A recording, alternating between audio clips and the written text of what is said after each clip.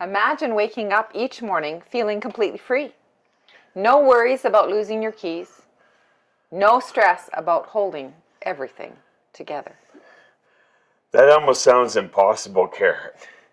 But what if I told you that the keys you're holding on to right now in your hand, or in your house, or in your heart, or even looking into the future, are actually the very things keeping you from experiencing true freedom? Today, we are going to uncover the real meaning behind keys, what they symbolize in our lives, and how Jesus wants to be the keeper of your keys. I really like that, Karen, because it's so impressive.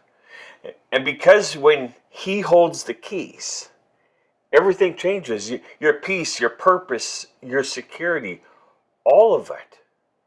A world full of distractions. You know, we look around us and you can see so many things that can just distract you from life, from your most valuable asset. And if you're not careful, Karen, your whole message that you have a purpose in your life, you lose it because you don't even start. You just get all worked up over the things that are menial.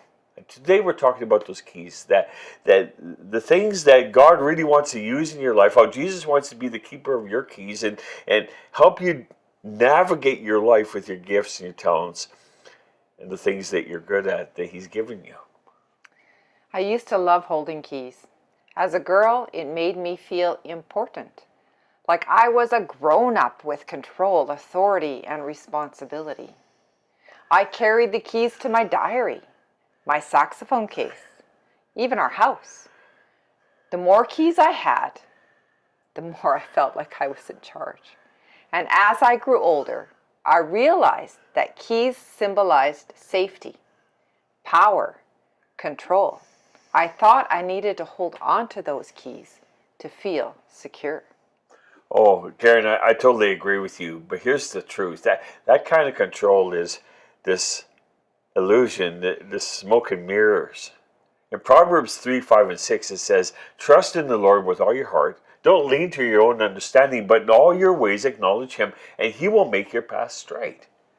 That's the real key. Trust in Jesus, not on your own strength, not on your own abilities, but on his. Exactly, Garth. I started asking myself, shouldn't Jesus be the keeper of my keys? I like that. He's the creator, the savior, the one who holds true authority. I was trying to hold on to my life and trying to keep it all together on my own. But in reality, I was just trying to feel important. I think we all want to feel important, Karen, don't we? And that's where so many of us just get stuck, trying to control what only Jesus was meant to hold. And we have to take a step back. We have to give him our keys. You're not losing the power. You're actually gaining peace. You're realizing that in Romans 8:6, letting the Spirit control your mind leads to life and peace. I love that. That's very true.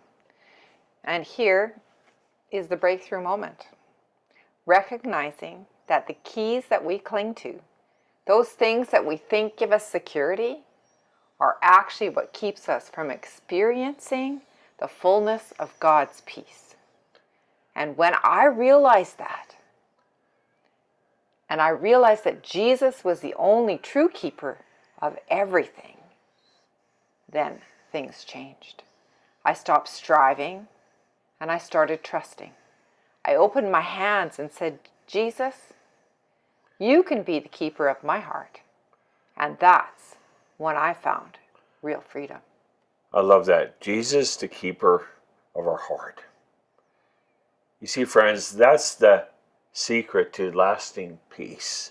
Trusting Jesus with your keys. When he holds the keys to your life, he's simply going to do this. He's going to guide you in purpose. He's going to fill your life with abundance. And the life that he designed for you is going to be more than you could ever imagine. And it's not about actually losing control, which we sometimes think it is. It's about gaining the right kind of control, his control. His leading, His direction upon your life. You know, there's an action point that we want to look at today, a surrender and reflection moment. I want you to be challenged. Are you still holding on to some keys in your life? Are you still trying to control everything? You know, maybe today it's your day to open up your hands and say, "Here, Jesus, I surrender it all." Let Jesus be the keeper of your heart. Take a moment right now to just pause, to reflect, to pray. Simply pray like this. Ask Jesus to take hold of the keys you've been holding on to, your worries, your fears, your plans, and trust Him actually to lead you. Write down those things because it will help. When I finally surrendered my keys, my hopes, my fears, my control, my life became lighter. I started to experience His peace in ways I never knew possible. It's not about losing responsibility. It's about trusting the one who really holds all authority.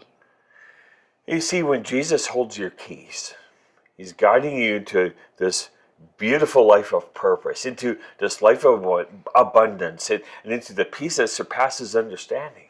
That's the real freedom. Trusting Him so completely. I want to leave you with a second action point. Here are 2 practical ways to start trusting Jesus as the keeper of your keys today.